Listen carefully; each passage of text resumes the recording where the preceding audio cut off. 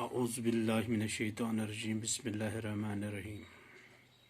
جماعت 8ویں مضمون اردو، موضوع گیہوں کا دانہ۔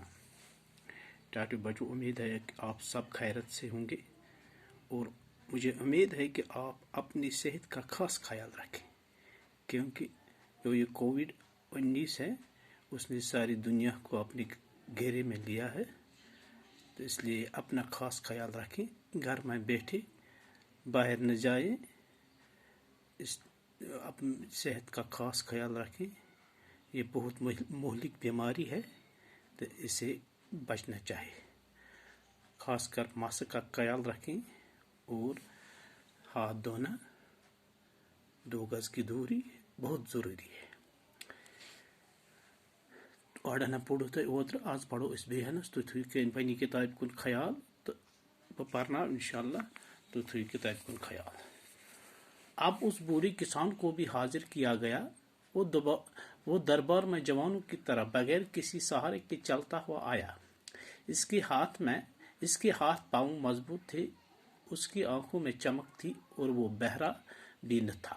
راجا نے گیہوں کا دانہ اس کے ہاتھ میں دیا۔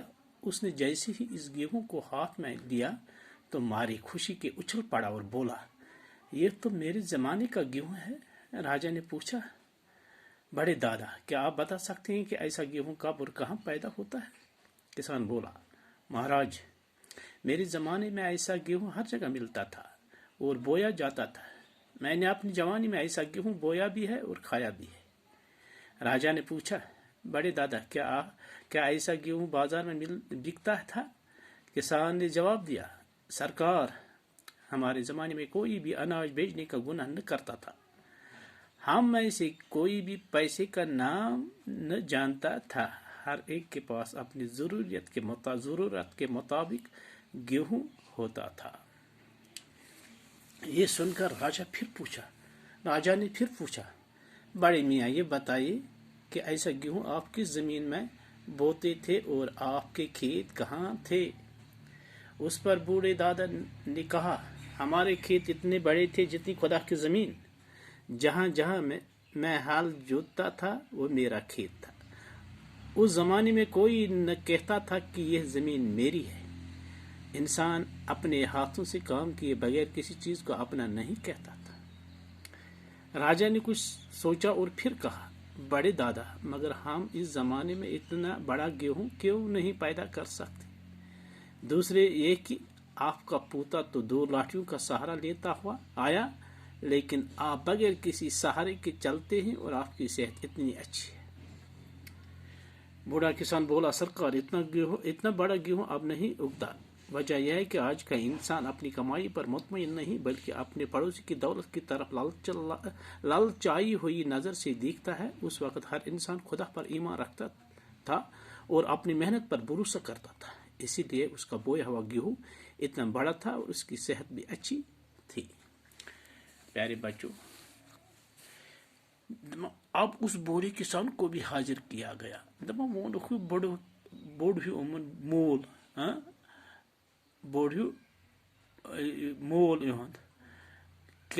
بڑے کسان وہ دربار میں جوانوں کی طرح بغیر کسی سہارے کے چلتا ہوا آیا۔ دپان یہ سا اس جوان سن پہ پکان، امس لور ڈکھویں نہ اوسس کانٛہہ چیز، یہ سا بڑا حشاش بشاش پہ پکان۔ اس کے ہاتھ پاؤں مضبوط تھے، دپان ام سن اتھ کھور سٹھا مضبوط۔ اس کی آنکھوں میں چمک تھی، دپان امس اچھن مز واریاہ لائٹ، یہ چمک، ام سن اچھ چمکان، امس نظر تیز۔ اس کے ہاتھ پاؤں مضبوط تھے، اس کی آنکھوں میں چمک تھی، وہ بہرا بھی نہ تھا اور زور تہ اوس نہ کینٛہہ، کل تہ اوس نہ کینٛہہ۔ راجا نے گیہوں کا دانہ اس کے ہاتھ میں دیا۔ اس نے جیسے اس گیہوں کو ہاتھ میں لیا تو ماری خوشی کے اچھل پڑا اور بولا، دپان یتھے بادشاہ امس اتھی کنکھ پھول دیت، دپان یمس ہسا گئی سٹھا خوشی، یہ ہسا لوگ وٹہ تلنے، دپان یہ تو میرے زمانے کا گیہوں ہے، دپنس یہ میانہ زمانہ ییٚمہِ دۄہ بہٕ جوان اوسُس تمہِ دۄہ ٲسۍ یہ کنکھ ٲسۍ ووان تو کھیوان تہِ۔ راجا نے پوچھا، بادشاہ نے وننس، بڑے دادا، کیا آپ بتا سکتے ہیں ایسا گیہوں کب اور کہاں پیدا ہوتا تھا؟ دپنس ژٕ ونکھا یہ کنکھ دانہ، یہ کنکھ کتہِ ٲسِو تُہۍ وۄپداوان تو کتہِ ٲسۍ بنان؟ کسان بولا، مہاراج، میرے زمانے میں ایسا گیہوں ہر جگہ ملتا تھا۔ میانہ زمان یم قسمک کنکھ پرٛٮ۪تھ جایہِ بنان۔ ہاں اور بویا تھا میں نے اپنی جوانی میں ایسا گیہوں بویا بھی ہے اور کھایا بھی ہے. میں پنی جوانی میں وہ مجھ تم کنک تو کھمت تہ. راجا نے پوچھا بڑے دادا کیا ایسا گیہوں بازار میں بکتا تھا؟ تو یہ بازر کنان یہ پت. ہاں کسان نے جواب دیا جواب یہ ووتھس زمیندار بڑے کسان سرکار ہمارے زمانے میں کوئی بھی اناج بیچنے کا گناہ نہ کرتا تھا.